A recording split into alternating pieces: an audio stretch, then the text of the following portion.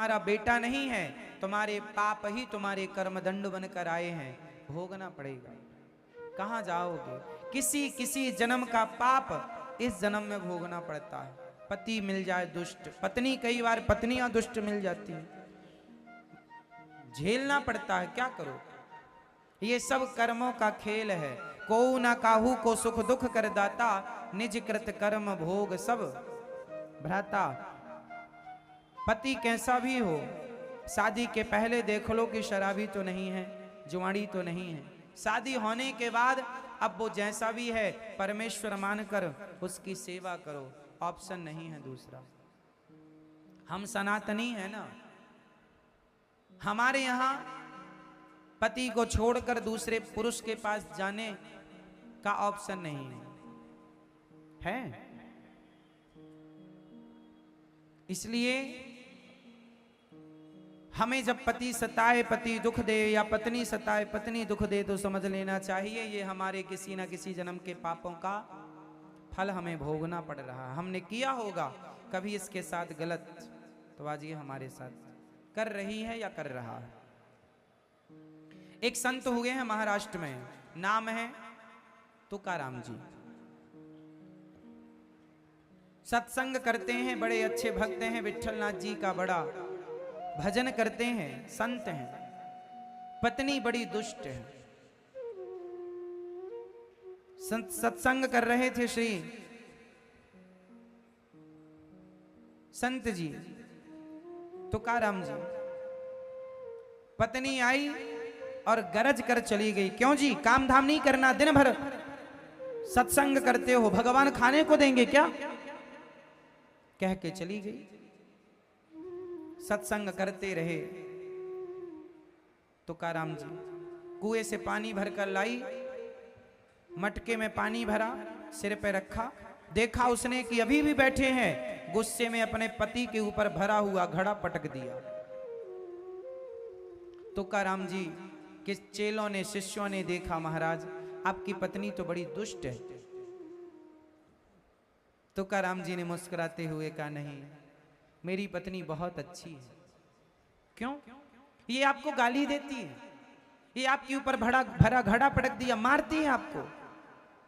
तुकाराम जी बोले, यदि ये मेरे से प्यार करती तो मेरा मन इसी में लगा रहता, ये मुझे सताती है तो कम से कम मेरा मन इसमें न लग के भगवान के चरणों में ही लगा रहता है।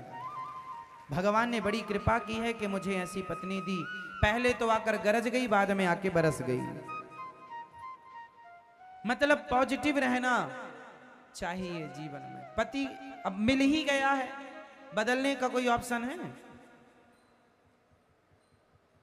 ना, तो आप पत्नी बदल सकते हैं, बड़ी लंबी झंझट है, लंबा प्रोसेस, ना पति बदल सकते। अब जो है वो किस्मत ने जो दिया है, जो तुम्हारा कर्म था, दंड था, मिल रहा, भोग लो। लिखा किस्मत में मिटता नहीं मिटाने से, समय को काट लो भैया किसी बहाने से, समय है काटना पड़ेगा। दशरथ जी को भी कैकेयी जैसी पत्नी मिल जाती है। दशरथ जी कहते हैं, कैकेयी मैं तेरे पांव छूता हूं, मेरे राम को वनवास ना भेजो वरना मैं मर जाऊंगा। कैकेयी बोली, कल मरते हो तो अभी मर जाओ। कौन पत्नी अपने पति से कहेगी कि मर जाओ? कोई पत्नी चाहती है कि मेरा पति मर जाए, पर कैकेयी ने चाहा, मर जाओ, कोई फर्क नहीं पड़ता। सोचो कि दशरथ जी पर क्या बीती होगी जब पत्नी ये कहे कि मर जाओ। इतना सता दिया कि दशरथ जी बेमौत मारे गए। दशरथ जी के मरने का समय नहीं था वो, दशरथ जी की अभी 2000 साल उम्र बाकी थी। कितनी उम्र बाकी थी? अभी 2000 वर्ष बाकी थी। पूरी उम्र जिए बिना दशरथ जी केवल कैकेयी के उस वचनों पे मर गए कि जिससे इतना प्यार किया, जिस पर इतना विश्वास किया, उसी ने विश्वासघात कर दिया। दशरथ जी सोचे, होगा ये मेरे किसी जन्म का हिसाब। इसलिए कर्मों का दंड भोगना पड़ता है मेरी मां। इसलिए परेशान ना हुआ करो। पत्नी अच्छी है बुरी है कोई फर्क नहीं पड़ता।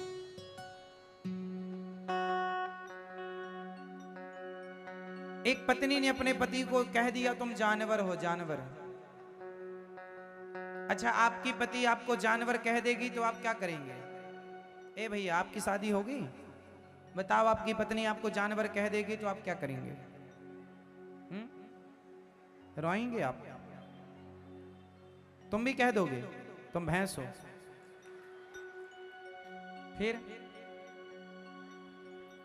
आपकी पत्नी, शादी हो गई आपकी, आपकी पत्नी आपको जानवर कह दे तो आप क्या करेंगे?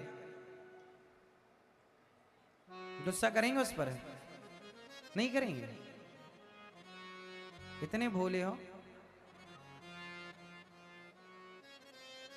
आपकी पत्नी है, आपको जानवर बोला कभी उसने? नहीं बोला। कभी बोल दे तो आप क्या करेंगे? मारेंगे? आप कोई जवाब नहीं देंगे? वाह, कलयुग में पति बहुत अच्छे मिल रहे हैं, क्यों? आपकी पत्नी आपको जानवर कह दे तो आप क्या करेंगे? चुपचाप रहेंगे, इसके सिवा ऑप्शन भी नहीं है। कर भी क्या सकते हैं? आपकी पत्नी आपको जानवर कह दे तो आप क्या करेंगे? पी ले भैया, ऐसे हाथ जोड़ लेंगे। अच्छे पति बैठे हैं। एक पत्नी ने अपने पति को कह दिया तुम जानवर हो, तो उसके पति बड़े पॉजिटिव थे, सकारात्मक विचार के थे। उन्होंने कहा तुम ठीक कह रही हो, तुम हमारी जान, हम तुम्हारे वर, बराबर जानवर। जानवर, तुम हमारी जान, हम तुम्हारे बराबर। हो गई व्याख्या। अब इस बात पर आप चाहो तो महाभारत कर लो और चाहो तो हंस के टाल दो। तो जीवन में रिश्ते संभालना हो तो कुछ बातों को हंस के टालना पड़ती है, हंस के टालना पड़ता है। इसलिए समझदार वो लोग हैं जो बड़ी बड़ी बातों को हंस कर टाल देते हैं। कुछ लोग ऐसे होते हैं जो राई का पहाड़ बना लेते हैं। राई का पहाड़, ये कहावत कितने लोग समझते हैं? आप लोग नहीं समझते? राई का पहाड़, राई किसे कहते हैं आप बताओ? हाँ, सरसों के दाने को राई कहते हैं। कहावत कहते हैं गांव में कि लोग, अरे राई का पहाड़ बना लिया, मतलब छोटी सी बात का आपने बात का बदंकड़ बना लिया, बड़ा कर लिया। कुछ लोग होते हैं जो जरा सी बात को बड़ा कर लेते हैं और कुछ लोग होते हैं जो बड़ी बात को हल्के में टाल देते हैं। तो रिश्तों को चलाने के लिए छोटी बात को बड़ी नहीं बल्कि बड़ी बड़ी बातों को हंस के टालना पड़ता है, तभी रिश्ते चलते हैं। तो रिश्ते चलाने के लिए चाहे पत्नी की तरफ से कहा जाए चाहे पति की तरफ से कहा जाए, हंस कर टाल दिया करो। आपस में लड़ने से भी तो कोई लाभ नहीं है, रिश्ते बिगाड़ने से कोई लाभ नहीं है। पति जैसा हो, पत्नी जैसी हो, अब ईश्वर ने प्रसाद स्वरूप दिया है, ग्रहण करो, स्वीकार करो और हंसते मुस्कुराते अपनी जिंदगी को जियो। ये समाधान। क्यों जी? सही है? लड़ने से कोई लाभ है? तुम उस पर केस करो वो तुम पर केस करे, तुम उसका माथा फोड़ो वो तुम्हारा फोड़े, ये कौन सी समझदारी है? इसलिए पति पत्नी के रिश्तों में प्रेम चाहिए, पति पत्नी के बीच में प्रेम हो। अच्छा, गृहस्थी चलाने के लिए क्या जरूरी है? सवाल 15 करोड़ रुपए के लिए है। 15 करोड़ रुपए का सवाल है, यदि आपने सही उत्तर दिया तो 15 करोड़ का ज्ञान आपके खाते पर। गृहस्थी चलाने के लिए पति पत्नी के बीच में क्या होना जरूरी है? ऑप्शन 4, पहला प्यार, दूसरा प्यार प्रेम, दूसरा पैसा, तीसरा सहनशीलता या चौथा झगड़ा। रिश्ते चलाने के लिए पति पत्नी के बीच में क्या होना जरूरी है? प्यार, पैसा, सहनशीलता, झगड़ा। क्या क्या तो आप लोगों के अंदर है? यदि आप कह रहे हैं सहनशीलता तो आपका सही जवाब है और आप 15 करोड़ का ज्ञान प्राप्त कर लिए, आप ज्ञानी हैं। लेकिन अब ये ज्ञानी केवल रट्टू तोता ना बन जाना, चरितार्थ करना इस ज्ञान को। सहनशीलता से रिश्ता चलते हैं, रिश्ते चलते हैं। रही बात के प्रेम से नहीं चलते क्या? तो जो लड़का लड़की कोर्ट मैरिज, लव मैरिज, मनमानी शादी कर लेते हैं, कई बार उनका भी प्रेम विवाह ब्रेकअप हो जाता है। उनका भी तलाक हो जाता है, क्योंकि प्रेम से किया था पर सहनशीलता नहीं थी, सह नहीं पाए जरा सी बात पत्नी की या पति की, रिश्ते टूट गए। इसलिए रिश्तों को चलाने के लिए सबसे जरूरी है सहनशीलता। तो सहनशीलता आपके अंदर हो, सहो, जो सहेगा वो रहेगा, नहीं सहेगा नहीं रहेगा। तो रिश्तों को चलाइए, प्रेम से चलाइए, हंसते हंसते कट जाएं रस्ते, ऐसे जिंदगी चलाओ। और दोष ना दो पत्नी को कि तुमने ऐसा किया। पति बुरा हो अच्छा हो जैसा है न देना दोष किस्मत को, विपत्ति तो सब पे आती है। यदि आपके जीवन में विपत्ति आई तो विपत्ति सबके जीवन में आई। विपत्ति आई अंधा अंधी पे, लाल श्रवण सपाया है, न देना दोष दशरथ को, विपत्ति तो सब पे आती है। इस संसार में विपत्ति सब पर आएगी, तो आप पर भी आएगी, हम पर भी आएगी। दोष ना देना, किसी को दोष क्या देना, जो हमारे भाग्य में था वो हमें मिला। क्यों जी? हर व्यक्ति अपने भाग्य का खाता पीता है। इसलिए विपत्ति आई राजा दशरथ पे, राम जब जा रहे थे वन को। तो बताओ दोष किसको देंगे? न देना दोष कैकेयी को, विपत्ति तो सब पे आती है।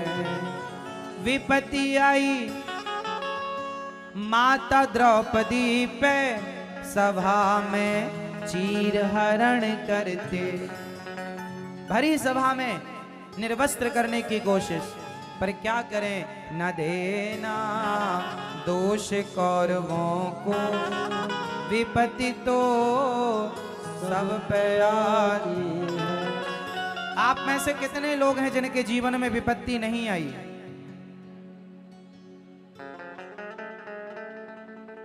आइए, कभी ना कभी छोटी या बड़ी आपदा विपत्ति सबके जीवन में आए। और इन्हीं विपत्तियों से भरे हुए जीवन को जिंदगी कहते हैं साहब।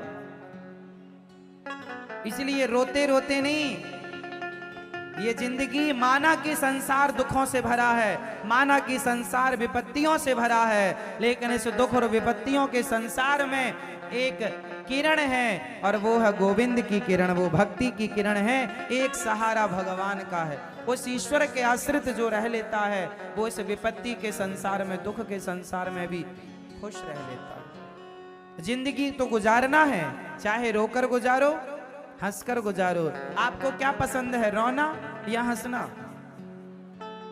हंसना या रोना? मैया, विपत्ति सबके घर होती है, सबके जीवन में होती है। फर्क इतना है, कोई हंसकर विपत्ति को टाल लेता है, कोई विपत्ति में रो पड़ता है। हाँ, बस मेरी माँ, कोई दुख से भाग जाता है, कोई अपने पॉजिटिविटी से दुख को भगा देता है। फर्क इतना है, कोई हार जाता है तो कोई हरा देता है। हारना या हराना आपके ऊपर है। विपत्ति आएगी, आप में से कोई नहीं बचेगा, विपत्ति सबके जीवन में आएगी। अब हारना है या उसे, जब आपके जीवन में संकट आए तो आप साइलेंट हो जाना, चुप हो जाना। उस विपत्ति के दिनों में कोई गलत निर्णय ना लेना, बोलना मत ज्यादा, चुप रहना, टल जाएगी। संकट आते हैं, टल जा। जैसे घाव हो गया तो धीरे धीरे आप उसमें दवाई लगाओ या मत लगाओ, कुछ मत लगाओ, तो भी समय पर वो घाव भर जाएगा। दवाई लगाओगे तो हो सकता जल्दी भर जाए, पर कुछ भी ना करो तो भी घाव भरना है।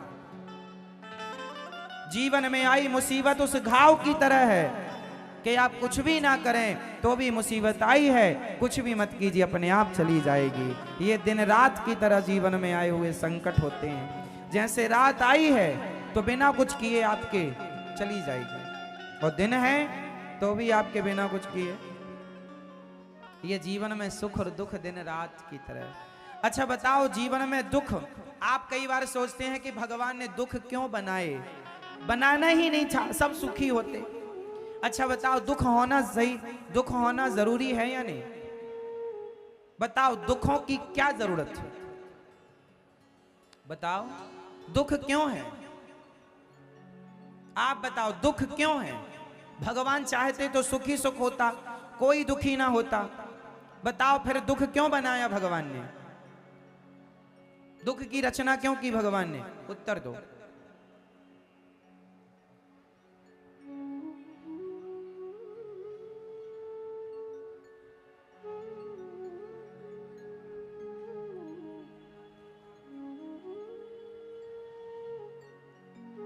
जीवन में दुख ना होता तो सुख की कोई वैल्यू ही ना होती।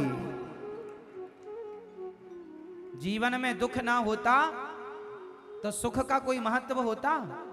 आज सुख के महत्व को लोग इसलिए समझ पाते हैं क्योंकि जीवन में दुख आता, और दुख इसलिए है कि उस दुख में आप भगवान को याद ज्यादा करते हैं। ईश्वर का स्मरण उस समय, दुख में सुमिरन सब करें, सुख में करें ना कोई। इसलिए ईश्वर ने बैलेंस बनाया। जरूरी है। सोचो कि दुख ना होता, स्त्री को बच्चा पैदा करने में सुख होता है कि दुख? बोल लो। स्त्री को बच्चा पैदा करने में सुख होता है कि दुख? जोर से, जोर से। दुख होता है। कितना तड़पती है, मछली की तरह छटपटाती है, प्रसव की पीड़ा आप सारी स्त्रियां जानती हैं। अथाह दुख होता है, अपार दुख होता है, लेकिन उस दुख के बाद जब सुख मिलता है पुत्र का, तब वो सुख ज्यादा प्यारा लगता है। सोचो कि आपको प्रसव का दुख ना होता तो शायद तुम्हारे बच्चों से तुम्हारी इतनी ममता ना होती, इतना अटैचमेंट ना होता। क्योंकि आप क्या कहती हैं, बड़े दुख के बाद पाया है इसे। तो दुख के बाद जो चीज मिलती है ना, उसकी वैल्यू होती है, उसकी कीमत होती है। आप 1000 रुपए कमाइए मेहनत करके, और आपको रास्ते में 1000 रुपए पड़े हुए मिल जाएं, तो रास्ते में पड़े हुए 1000 मिल जाएंगे वो, और मेहनत करके जो आपने 1000 कमाया है वो, दोनों में अंतर होगा। हाँ या ना? दुख से मिली चीजों में जो सुख है अथाह है। इसलिए भगवान गोपियों के संग जब रास रचा रहे थे ना, तो रास रचाते रचाते भगवान गोपियों को छोड़कर चले गए, अंतर्धान हो गए, चले गए। गोपियां छटपटाती रहीं, तड़पती रहीं, रोती रहीं, बाद में आ गए। क्यों गए थे? जब आना था तो गए क्यों थे? बोले जाते नहीं तो मिलने की इतनी उत्कंठा जो अब जागी है, वो उत्कंठा तो पहले थी ही नहीं। वियोग के बाद संयोग का जो सुख है वो अलग है। बिछड़ने के बाद मिलने का जो सुख है वो मिलते मिलते का सुख नहीं है। आप अपनी माँ से या आप अपनी पत्नी से रोज मिलते हैं, रोज के मिलने में वो सुख नहीं है। जब आप सालों बाद अपनी पत्नी या अपनी माँ के पास या अपने बच्चों के पास आते हैं, सालों बाद जब आप ड्यूटी पूरी करके, अपना काम पूरा करके जब आते हैं अपनी माँ के पास, सालों बाद जब माँ से मिलते हैं, तो वो मिलना, वो बिछड़ने के बाद मिलन है, वो वियोग के बाद संयोग है। आपके बच्चे सालों से आपसे दूर थे, आज आप मिले हैं, तो वियोग के बाद जो संयोग होगा, उस संयोग में जो आनंद है वो अलग आनंद है।